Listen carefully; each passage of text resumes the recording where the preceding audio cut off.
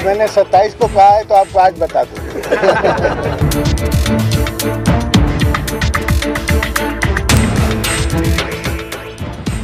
मुजाहिद बेलवी आपको खुशामदीद कहता है और सारी नज़रें इस वक्त लाड़काना पे हैं कि जरदारी साहब की आमद हुई, बड़ी धूमधाम से हुई और उन्होंने अब कहा है 27 तारीख का इंतज़ार कीजिए। आज मेरा ख्याल था कि तमाम जो मुल्क में बड़े सीनियर सीजन तजिया निगार हैं उन्हीं से गुफ्तगू करूँ कि हिमायूं गौहर हमारे साथ हैं, सईद काजी साहब, शाहीन सलाउद्दीन, लेकिन मैंने कहा ज़रा लाड़काना से लाइन तो ले लूँ, ऐसा नहीं हूँ कि हम कहीं और पटरी से उतर के कहीं और चले जाएं और पीपल्स पार्टी की क़यादत लाड़काना में कहे जनाब ये बड़े एंकर बनते हैं, इन्होंने ये तक हमसे नहीं पूछा कि हम क्या करने जा रहे हैं। तो मैंने सोचा कि इस वक्त मोहतरम कमरुज़्ज़मा कायरा साहब से ज़्यादा और कौन बेहतर हो सकता है जिनसे ये मालूम कर सकूँ।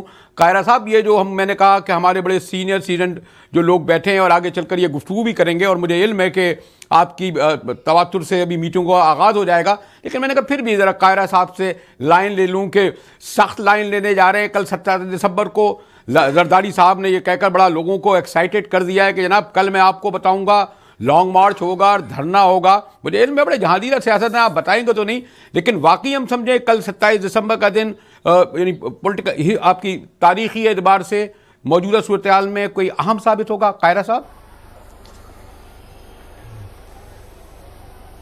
जी। बरेली साहब बहुत शुक्रिया। चेयरमैन साहब ने, जनाब बिलावल भुट्टो जरदारी साहब ने काफी दिन पहले ये बात ऐलान कर रखी है कि गवर्नमेंट ने हमारे जो 4 पॉइंट्स हैं अगर वो तस्लीम ने के अलावा कोई रास्ता नहीं रहेगा और हमारा एहतजाज असेंबलियों में भी होगा, सड़कों पे भी होगा और हम अपोजिशन को भी साथ मिला के चलेंगे। इसमें कोई शक वाली बात तो है नहीं। बिल्कुल पीपल्स पार्टी के पास कोई और ऑप्शन नहीं होगा एक्सेप्ट कि हम पब्लिक के पास जाएं, एहतजाज करें, गवर्नमेंट के ऊपर प्रेशर बिल्ड करें। लेकिन कायदा साहब, इसमें जो बुनियादी मसला ये हो रहा है, आपको तमाम पाकिस्तान की साबिका तारीख का इल्म है कि जब कोई इतनी बड़ी मजबूत हुकूमत हो, चाहे सिविलियन या फौजी, यानी चाहे मुशर्रफ की हुकूमत हो, ज़िया-उल हक की और नवाज शरीफ साहब की माशाल्लाह बड़ी मजबूत हुकूमत है, जब तक कोई जॉइंट अपोजिशन मुश्तरका नहीं बनती, मैं वो नसरुल्लाह खां से लेकर अब तक अगर याद करूँ तो इस वक्त फिर अगर आप कोई चलाते हैं तो लोग कहते हैं कोई मौसर तहरीक नहीं होगी। जिस तरह इमरान खान की तहरीक मौसर इसलिए नहीं हो सकी, वो सोलो चले। कल आप भी ऐलान कर देंगे हम धरना करेंगे, मार्च करेंगे, पीपल्स पार्टी अकेली जाएगी, तो शायद ये जो दोनों ये शायद ये नहीं चाहते कि नहीं नवाज शरीफ गिरे, इसलिए कायरा साहब।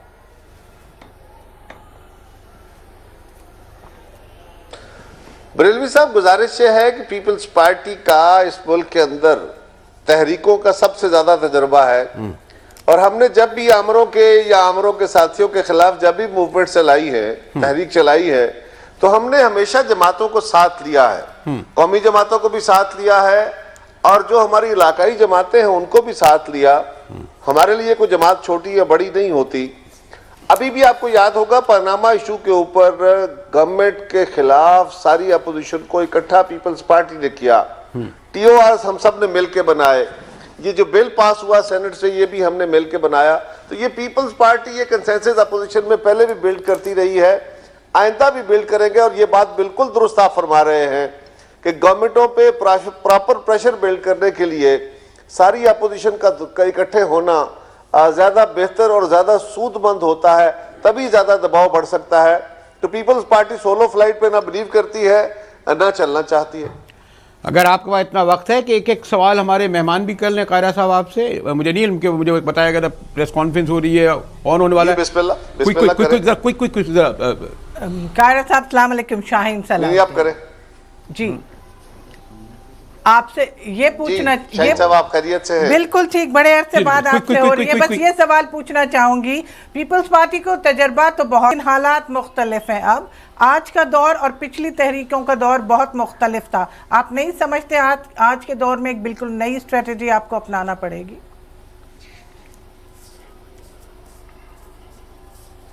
बिलाशुबा पीपल्स पार्टी ने अपनी स्ट्रेटेजी के तहत एक तो हम रीऑर्गेनाइजेशन में ऑलरेडी गए हुए हैं, हम अपने कारकुनों के साथ एंगेज कर रहे हैं।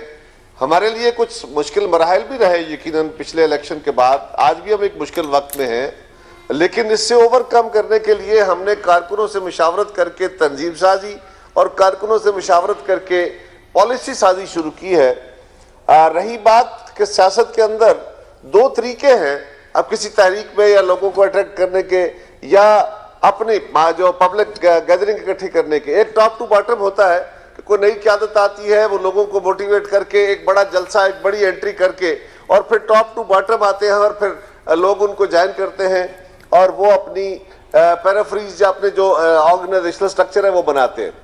हमारे जैसी जमात जो ऑलरेडी सारे मुल्क के अंदर मौजूद है, एक पुरानी जमात है, उसके प्रॉब्लम्स भी आए हैं, लेकिन अब हम उस सारे अमल को नीचे से अपनी बुनतर ठीक करके, ऑर्गेनाइजेशनल स्ट्रक्चर ठीक करके, अपने जो गैप्स हैं उनको ब्रिज करके, तो हम बॉटम टू टॉप चलेंगे। हमारे पास तो क़यादत मौजूद है ऑलरेडी, उनका अपना उनकी एक पास हिस्ट्री भी है, और अब जो गैप्स है वो हमने ब्रिज करने हैं।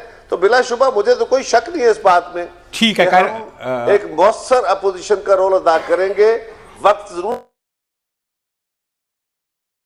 जो असादा कदर रखते हैं हुमायूं गौहर साहब मौजूद हैं, बड़ा उन्हें तजर्बा का। गौहर साहब, हम अपना बात करेंगे, लेकिन क्योंकि बहरहाल पीपल्स पार्टी उसके मुस्तकबिल 27 दिसंबर के हवाले से बात हो रही थी, और मैंने कहा कि कायरा साहब उन लोगों में से हैं जो बड़े सीजन्ड और पीपल्स पार्टी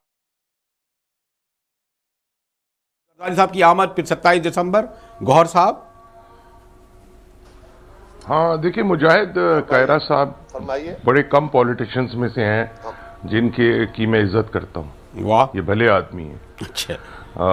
और ये अब क्या बताएंगे, ये 27 से पहले बता नहीं सकते, तो मैं क्या अब इनसे पूछूं कि जी आप कल क्या करने लगे जरदारी साहब, और कर सकते क्या है, मुझे तो ये नहीं समझ आ रही। लेकिन ना, बिल्कुल दुरुस्त फरमाया।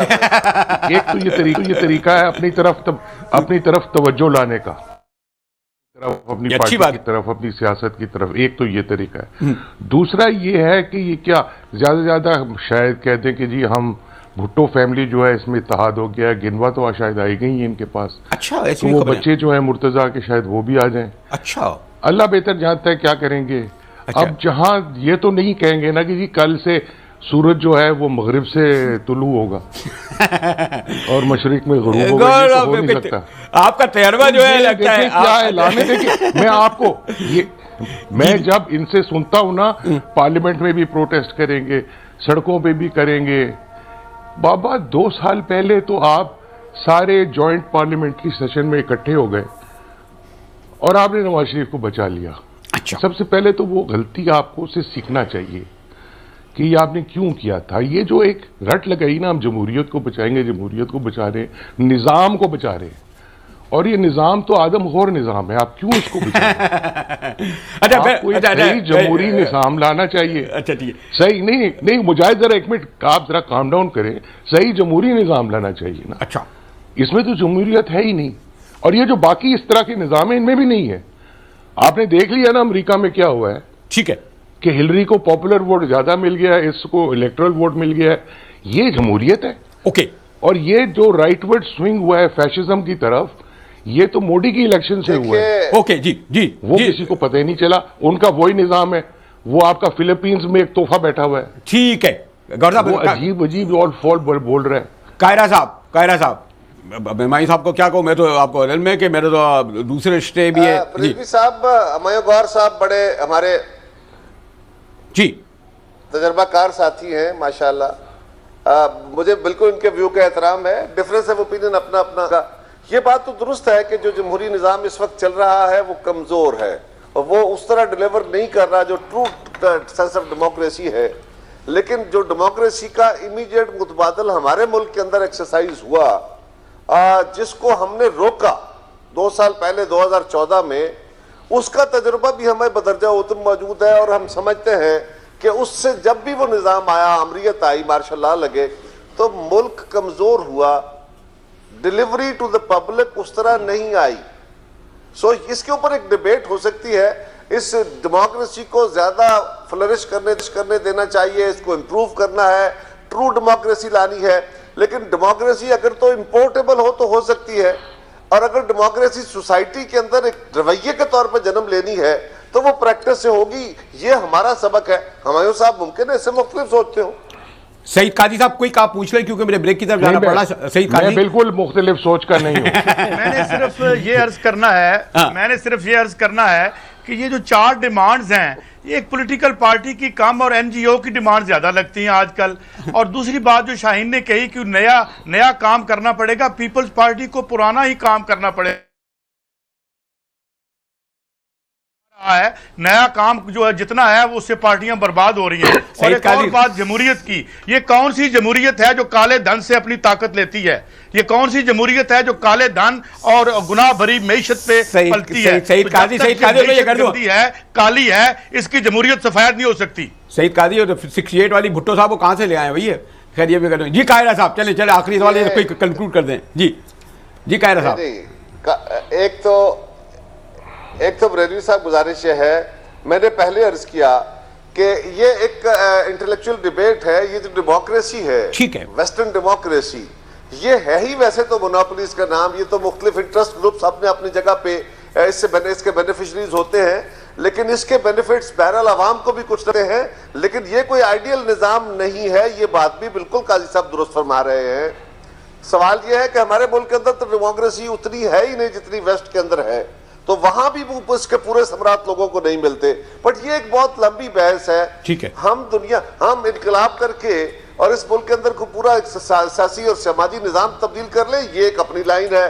बट इस वक्त सवाल यह है कि जो 4 सवाल हैं वो चारों, अगर हम दहशतगर्दी के खिलाफ पार्लियामेंट्री ओवरसाइट की कमेटी चाहते हैं कि नेशनल एक्शन प्लान पे अमल करवाए, तो ये अगर पाकिस्तान के आम आदमी का मसला नहीं, तो मुझे नहीं पता ये कौन सी एनजीओ का मसला है।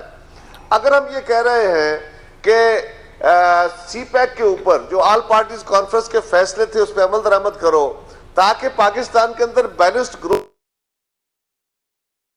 पहले डेवलपमेंट उसके सम्राट जाएं, तो ये किस एनजीओ का एजेंडा हो सकता है? अगर ये पाकिस्तान के आम आदमी का एजेंडा नहीं तो किसका है?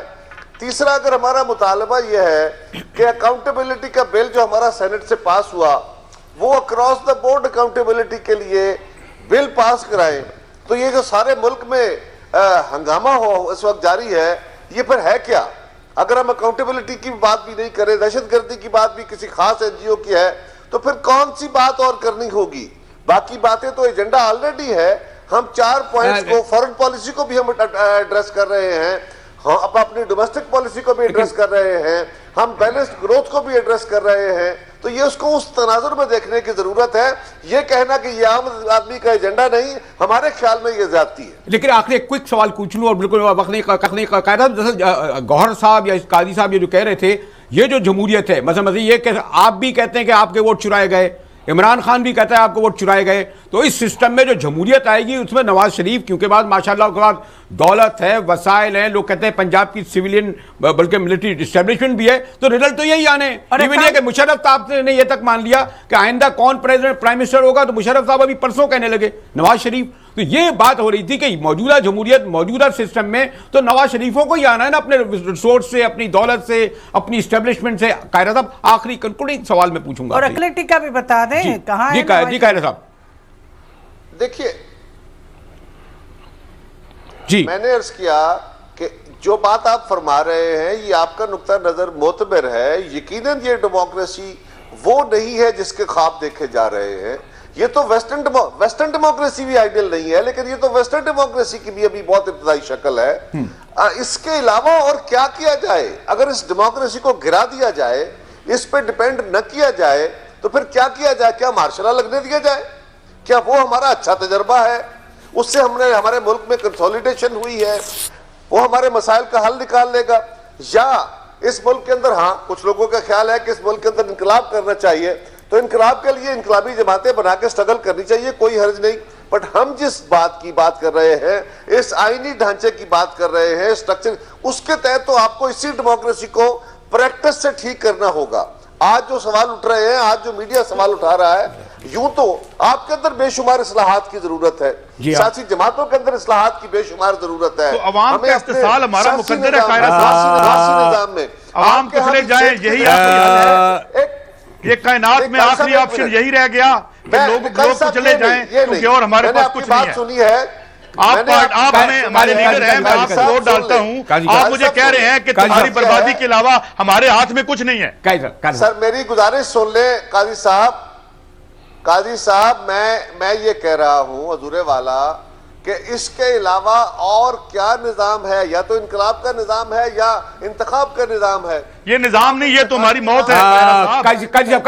एक मिनट है मेरे पास, 1 मिनट आप वो बात सही है, 1 मिनट में देता हूं। जी जी सर मेरी अर्ज सुन लीजिए, आखिरी बात बरेलवी साहब मुझे कहनी है। देख गुजारिश ये है कि अगर आप इस निजाम को नहीं, आपका हक है ना माने, लेकिन मुझे सिंपल ये बता दीजिए कि क्या इस निजाम को आज खत्म कर दिया जाए तो क्या इसका मुतबादिल निजाम पहले पैदा नहीं करना पड़ेगा आपको? उसके लिए तहरीक नहीं शुरू करनी पड़ेगी आपको? क्या पाकिस्तान के हालात उसके लिए 73 के आइन की जो आर्टिकल है इंप्लीमेंट कर दे पहली 40 निजाम के तहत चलने की बातें। कायनात सॉरी, आप मुझे इल्म है कि इस वक्त आप लाड़काना में मौजूद हैं और आपकी मीटिंग और आपकी प्रेस कॉन्फ्रेंस भी होने वाली है। उसके बावजूद हम ये चाह रहे थे कि बहरहाल इस वक्त क्योंकि बड़ा अहम दिन है, पीपल्स पार्टी का मौक़िफ़ जानते हैं। और बिल्कुल हुमायूं गौहर साहब ने सही कहा कि कायरा साहब कतई ये नहीं बताएंगे कि वो 27 दिसंबर को क्या कहने जा रहे हैं, क्या करने जा रहे हैं। थैंक यू कायरा साहब। और आप हमारे सईद काजी साहब, शाहीन आप हमारे साथ मौजूद हैं। कोशिश कर रहा हूँ कि ज़रा अपने लंदन में ज़रा वाजिद साहब को मालूम करूँ, वो भी बड़े बाखबर रहते हैं, वाजिद शमसुल हसन के, शायद वो बता दें कि क्या करने जा रहे हैं। हमारे साथ रहिएगा, मिलते हैं एक ब्रेक के बाद।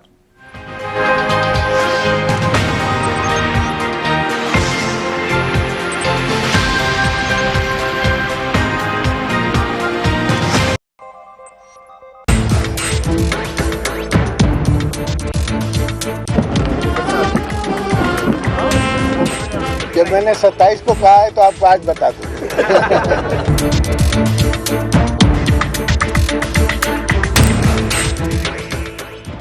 मुजाहिद एक बार आपको फिर खुश आमदीद कहता है। शाहीन सलाउद्दीन यहाँ मौजूद है, हमारे सईद काजी साहब।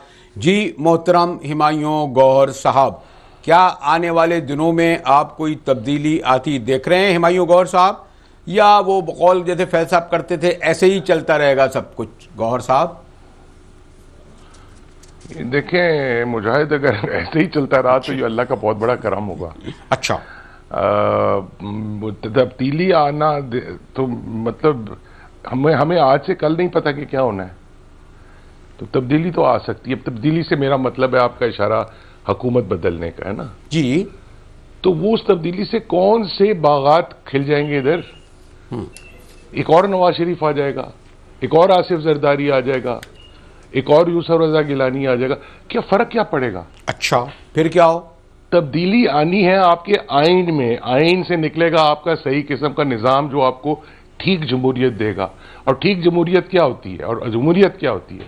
जिसमें इंसानी हालत बतदरीज बेहतर होती जाए, ऐसी हुकूमतें आए उसमें जो इंसानी ना आई है ना आएंगी। गौहर साहब ये तो ख्वाब है, ये तो ख्वाब है हमारा और आपका, जो लीडरान है हमारे वो नहीं चाहते ये।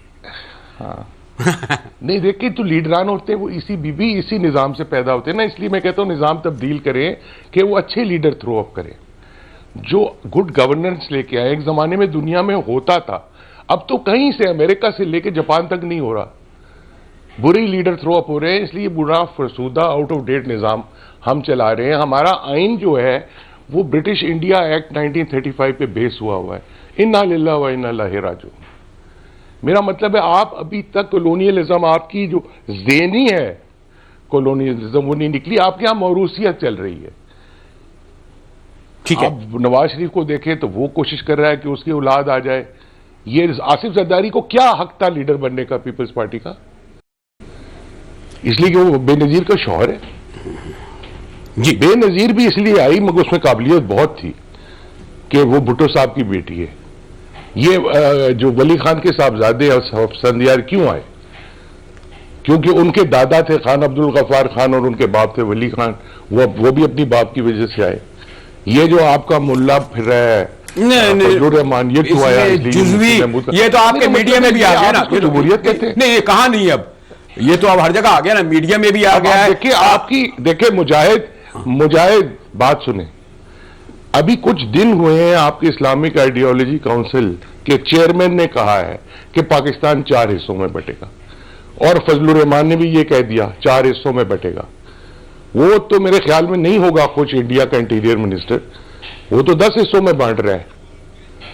आप मुझसे पूछते हैं कि कल क्या होगा? मुझे नहीं पता कल क्या होगा बाबा। यहां तबाही मच रही है, आपकी इकोनॉमी बिल्कुल घुटनों पे आ गई है, और आप बात जमहूरियत की करते हैं और वो मार्शल लॉ मार्शल लॉ फौज की मुदाखलत तब होती है जब सियासी खला पैदा होता है। चले सईद काजी साहब, वैक्यूम को फिल करने सईद काजी साहब, अगर हमारे काजी है। अगर हमारे हुमायूं गौर कहते हैं जमहूरियत फेल हो गई, आप जिस इनकलाब की बात करते हैं तो इनकलाब तो आपको इल्म है, मैं कहूं जमहूरियत फेल हो गई यार, मैं कह रहा हूं निजाम फेल हो गया। मैं आपसे एक बात जो करना चाह रहा हूं वो ये है कि देखें, आज मेरी एक बरतानवी लॉ मेकर से बात हो रही थी, उन्होंने खुल के बात की। मैंने उन्हें कहा कि जी आपका निजाम न्यू लिबरल इकोनॉमिक्स बैठ गया है। उन्होंने कहा जी हाँ, एनएचए की प्राइवेटाइजेशन नाकाम हो गई है। आज की बात कर रहा हूं, आज हमारे मेहमान थे वो।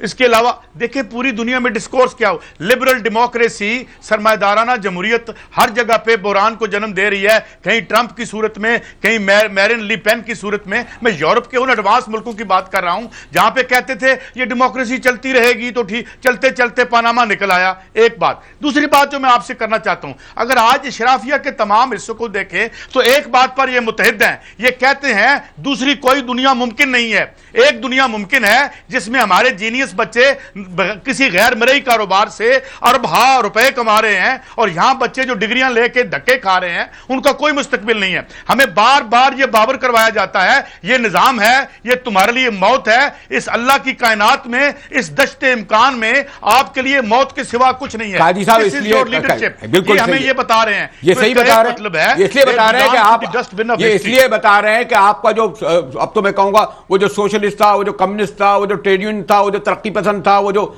फला था, वो तो कई या तो भाग गए, एनजीओ में घुस गए, बिलों में चले गए। अब जब ये लोग दंदनाते फिर रहे तो आपको क्यों इस बात पे आ रहे थे? आप इनसे क्यों एक्सपेक्ट करते हैं? तो नहीं कर गए, आप इनको क्यों एक्सपेक्ट करते हैं? इनसे क्यों आप मुसलत करते हैं कि ये करो? मैं ये कह रहा हूं, आप क्यों कह रहे हैं इनसे करो? ये मैं ये अर्ज कर रहा हूं, अगर इजाजत दे मुझे आप, देखें मैं वो जो एक्सपीरियंस था वो नाकाम हो गया, मान लिया जो भी था स्टालिनिज्म था। इसका मतलब ये कहां से निकला कि आप चोरी करो और आपको कोई ना पकड़े?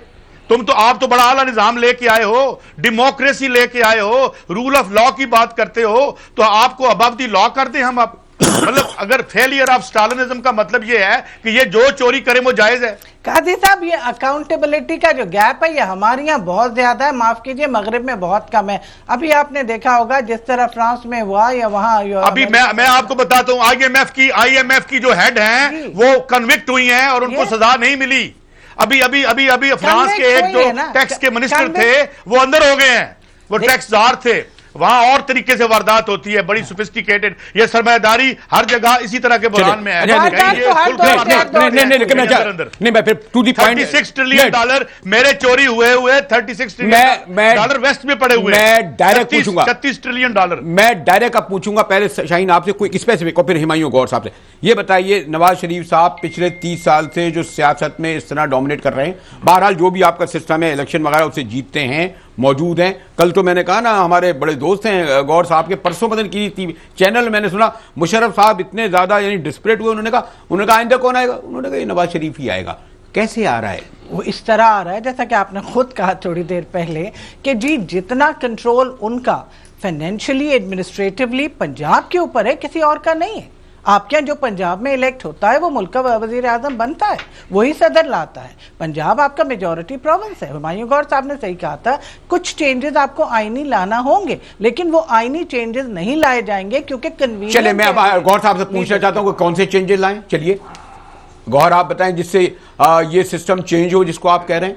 हुमायूं गौर साहब, देखिए आपके पास इतना टाइम नहीं है कि मैं आपको इसका पूरा ठीक तरह जवाब दे सकूं। ठीक, मैं मोटी मोटी बात कर देता हूं कि आपकी बेसिकली एक सोशल कॉन्ट्रैक्ट होता है मुल्क का। उस सोशल कॉन्ट्रैक्ट को जब आप लीगल लैंग्वेज में लिखते हैं तो वो आपका आइन बनता है। आपका सोशल कॉन्ट्रैक्ट क्या है? अलावा मोहम्मद अली जिन्ना कायद आजम की 11 अगस्त 1947 की तकरीर, जो मैं कहता हूं one of the best pieces of writing है, उसके अलावा आपका कोई सोशल कॉन्ट्रैक्ट नहीं है। उसको आपने उसी दिन मस्त कर दिया था और उसकी जगह ऑब्जेक्टिव्स रेजोल्यूशन ले आए थे और मौलवियों के लिए आपने दरवाजा खोल दिया था। आप अपने पहले आइन 56 में आप पैरिटी प्रिंसिपल लाए थे, जमहूरियत की बात करते, will of the majority, majority की मेजॉरिटी खत्म कर दी ईस्ट पाकिस्तान। कौन करेगा ये? और यहां 1 यूनिट बना दिया। कौन करेगा ये? कौन करेगा? आवाम करती है बाबा। आप एहतसाब की शाहीन बीबी बातें कर रही हैं, सही कर रही हैं, मगर यहां जो हमारे एहतसाब करने वाले हैं वो तो उसी बदमाशिया क्लास के हैं। मैं इनको अशराफिया नहीं कहता हूं, उसी बदमाशिया क्लास के। अपने नैबी को देख लें आप, यहां एहतसाब तलवार की नोक पे होगा बीबी, यहां तलवार की नोक पे एहतसाब होगा, और वो तलवार लोगों के हाथ में होगी, फौज के हाथ में नहीं होगी, क्योंकि वो भी बेनिफिशियरी क्लास है इस निजाम के। लेकिन गौहर साहब, यूनिफॉर्म पहनते हैं और तो उनमें कोई फर्क नहीं। गौहर साहब माफ कीजिएगा, जब आप अवाम से बात करते हैं, अशराफिया से करते हैं, गरीब लोगों से करते हैं, वो इतने मुतमैन है। आप सिंध में देखें, इतने मुतमैन है पीपल्स पार्टी के हवाले से, चाहे वो बुरा भी कह रहे हो, फिर भी मुतमैन। सॉरी, क्योंकि आप देखती हैं, आप पता नहीं किस मुल्क में देखती है, मैं जहां देखता हूं मैं भी मिलता हूं इन लोगों से, मुझे तो नहीं उनकी। देखिए, हम लोगों की ख्वाहिशात की बात कर रहे हैं, उनकी क्या ख्वाहिश है। कायरा साहब अभी ख्वाहिशात की बात कर रहे थे ना, उनकी क्या ख्वाहिश है? उनको खाना चाहिए जिंदा रहने के लिए, उनको बच्चों को इलाज करना होता है, या इनको अस्पताल नहीं मिलता, इनको स्कूल चाहिए, इनको नौकरियां चाहिए, इनको घर चाहिए जिसकी छत लीक नहीं करती। मुझे इनके मुतालबा, फिर भी खड़े नहीं होते। मुझे ब्रेक की तरफ जाना पड़ा। सईद काजी साहब, आप खुद एंकर भी हैं। बीबी, वो एक दिन आता है जब आप कश्मीरियों का मजाक नहीं उड़ाते थे, हम ईरानियों का मजाक नहीं उड़ाते थे, खड़े हो गए ना। ओके, मुझे एक ब्रेक की तरफ जाना पड़ा। सईद काजी साहब, आपके आऊंगा, वो वो ब्रेक किस तरह का होता है, फौरन लेना पड़ता। फिर आप चले, मैं अभी से शुरू करा दूंगा, हरज नहीं, आप लाहौर से भी अगर इसको मेजबानी वहां से शुरू कर दिया कर। हमारे साथ रहिएगा, मिलते हैं एक ब्रेक के बाद।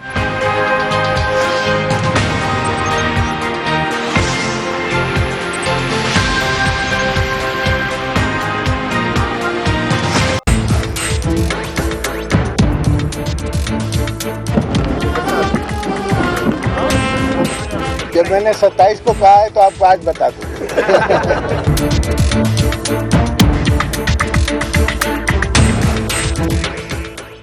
24 न्यूज़ में मुजाहिद वल्वी एक बार आपको फिर खुश आमदीद कहता है। मोहतरम हुमायूं गौहर साहब, सईद काजी साहब, शाहीन सलाउद्दीन यहाँ मौजूद हैं। एक पता नहीं कोई जो कहते खबर, आपका वाल से तो खबर कल मिलेगी 27 दिसंबर को जो जरदारी साहब को कहेंगे, लेकिन यकीनन बड़े करीब रहे हैं पार्टी और पार्टी से ज़्यादा ख़ानदान के। एक रूमर्स चल रही हैं, बल्कि आज जब बिलावल से पूछा यह गया कि क्या फातिमा और जुल्फ़िकार जूनियर आ सकते हैं, तो उन्होंने कहा हमारे फैमिली के लोग हैं। तो मैंने सोचा ज़रा हमारे मोहतरम वाजिद शमसुल हसन साहब, साबिक़ हाई कमिश्नर हैं, उनसे पूछूं। वाजिद साहब, एक का चैनल ने टिकर भी चलाया हुआ है, फिर आपको पता है हमारे यहाँ सॉरी टू से हम लोग कहते हैं लिखा हुआ लफ्ज़ तो मोतबर होता है, बोला जाने वाला लफ्ज़ मोतबर नहीं रहा है हमारे टीवी का, इसलिए कुछ इम्कानात ऐसे लगते हैं वाजिद भाई।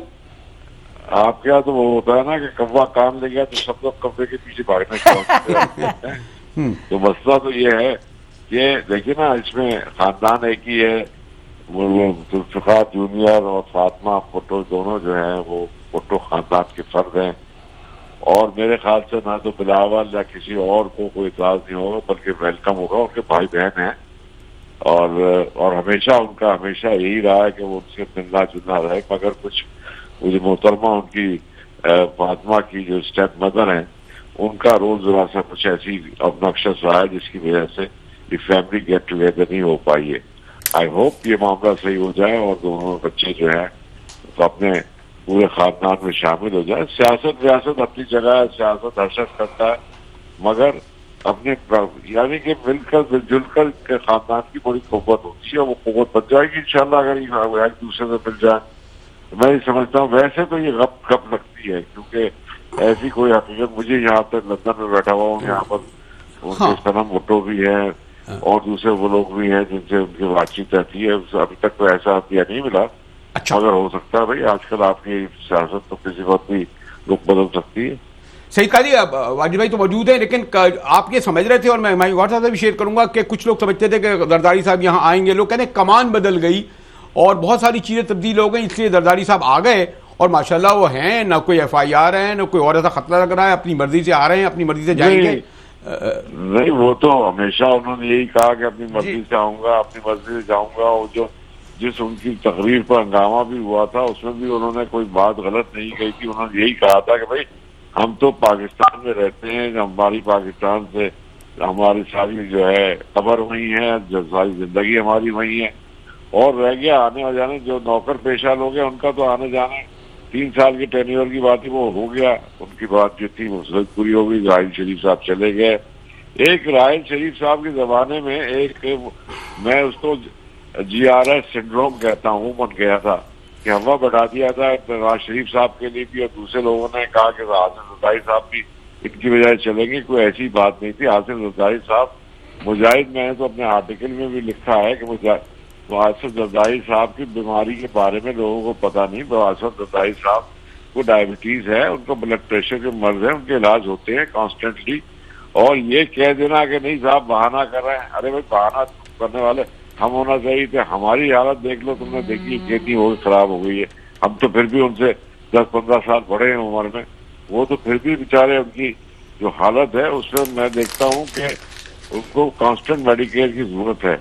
और उसके बाद यही हंगामा बारह, जैसे नवाज शरीफ साहब भाग आए थे लंदन अपना कार्डिक सर्जरी, वो कार्डिक सर्जरी को कहते कार्डिक सर्जरी नहीं कराई। अरे बाबा, किसी की पर्सनल बीमारी, किसी की पर्सनल हालात के बारे में इतना मजाक नहीं होना चाहिए। जी काजी साहब क्विक जरा सा, क्योंकि आपको पता है जरा वक्त कम है। काजी साहब ये दो बातें आगे। बात ये है कि हमारी अब सारी बहस और नजरियात इस बात पे हैं, 2-3 महीने नवाज शरीफ साहब बाहर रहे तो यहाँ क्या हो गया, इनके आने से क्या होगा, इनके जाने से क्या होगा। अगर अगर अगर पाकिस्तान से मुराद इस मुल्क के 80-90% लोग हैं तो उनकी जिंदगियों में कौन सा बदलाव आएगा। सहाफत और सियासत का मसला यह है कि ये अशराफिया और उसके बीच फंस गई है। अभी थोड़ी देर पहले बात हो रही थी कि जो यही है भाई जमहूरियत, जो आपके लिए अशराफिया के लिए दौलत और हुन बरसाएगी, अवाम के लिए मौत देगी, ये आखिरी और हतमी निज़ाम है। एक ऐसे निज़ाम में कोई आ रहा है, कोई जा रहा है, हम प्रोग्राम किए चले जा रहे हैं, मगर रुका हुआ ऐद है, एक ऐद है जो रुक गया है, जिसमें आम आदमी की बात नहीं हो रही। तो मेरे ख्याल में हम भी कर लेते हैं, आने जाने से क्या फर्क पड़ता है। चले काजी साहब, मैं अपना और आपका वक्त मैं हुमायूं गौर साहब को दे दूं, बड़े सीनियर आदमी और बहुत इधर उधर जाते वाते नहीं है। मैंने आज जहमत दी है तो हुमायूं गौर साहब आए। जी हुमायूं गौर साहब, आपको इल्म है ये जो टीवी में वक्त का मसला होता है। गौर साहब, वाजिद भाई की बात आपने भी सुनी। हाँ, ये आपको भी अपना निजाम तब्दील करना पड़ेगा कि वक्त का मसला होता है तो जरा कम लोगों को बुलाया करें। जी देखें, ये आसिफ जरदारी साहब आए हैं, उनकी मर्जी है, गए हैं। मुझे तो उस्ताद दामन का वो मिसरा याद आ रहा है, मेरी औनियां वेखते मेरी जौनियां वेख। ये पंजाबी में है, मेरे आना जाना देखो। अच्छा, तो उससे वही जो काजी साहब ने कहा है, इससे फर्क क्या पड़ता है। आते रहते हैं, जाते रहते हैं, आते रहते हैं, जाते रहते हैं। जब फंसे होते हैं तो फिर सऊदी बादशाह से इजाजत दिलवाते हैं, जाने की भी आने की भी। ये इससे फर्क, हम इसको इतनी अहमियत क्यों दे रहे हैं। उनका मुल्क है, वो आए हैं, उनकी बेगम की बरसी है, उसके लिए वो आए हैं। वो पार्टी की एक तरीके से क़यादत शरीक चेयरमैन की तरह कर रहे हैं, उनके अपनी पार्टी के लोगों को था। अब जहाँ तक ये इनकी फैमिली का इत्तेहाद है, वो तो बड़ी अच्छी चीज़ होती है, किसी फैमिली में भी इत्तेहाद होना चाहिए। लेकिन हुमायूं गौर साहब, आपको लगता है, हुमायूं गौर साहब आपको लगता है कि जरदारी साहब के आने और ना आने से कोई फर्क नहीं पड़ता मुल्क की सियासत पे? नहीं, मेरे ख्याल में एक थोड़ा सा ये फर्क पड़ता है कि अगर वो बाहर रहें तो बिलावल और ताकतवर हो जाएगा, जरा उसको लोग सीरियसली, पार्टी में भी ज्यादा सीरियसली लेंगे। अब वो दो धड़ मैंने सुना है, मुझे पता नहीं है, मगर एक बिलावल के पीछे लगे हुए हैं, कुछ जरदारी साहब के पीछे लगे हुए हैं, ये अच्छा नहीं है। और बिलावल को मैं ये कहने लगा था कि आपको फातिमा से या जुल्फ़िकार जूनियर से कोई लीडरशिप चोरी करने का खौफ नहीं होना चाहिए, उनको अपने साथ लें और अपना इत्तेहाद। ये एक और मौजू है, और मैं तो अपनी छोटी बहन किससे डरना चाहिए। अच्छा, अब वाजिद भाई यहाँ मौजूद है, ये तो फैमिली वाला मामला आ गया, मैं इन पे मजीद गुफ्तगू कर सकता था, लेकिन वाजिद साहब तो यही कहेंगे कि बिलावल और आसिफ का कोई ऐसी खबरें हैं, बातें हैं, लेकिन मैं तो ये देख रहा हूँ कि इनमें कोई फर्क नहीं आ रहा। लेकिन मुझे भी ये कहा जा रहा है कि अब आप मेहमानों का अदा करते हुए इस प्रोग्राम में कहें खुदा हाफिज। जो तमाम मेहमानों का बड़े सीनियर लोग हैं, इस तरह मुझे कहते हुए अच्छा तो नहीं लग रहा है कि क्या करूँ कि कैमरे के पीछे कहा जा रहा है थैंक यू कह के रुखसत लीजिए। कल 27 दिसंबर है, देखते हैं क्या साबिक सदर आसिफ अली जरदारी कहने जा रहे हैं। कि उन्होंने, आपने देखा ना, ये बार बार ये कह रहे थे कि ये देखिएगा यानी 27 दिसंबर को। आज मैं आपको क्यों बता दूं, मुजाहिद भाई को इजाज़त दीजिए, कल आपके सामने फिर इसी वक्त हाजिर होंगे। लेकिन सॉरी, शायद कल हमारी खुसूसी नशियात हो जिसमें मैं हाजिर हूँ।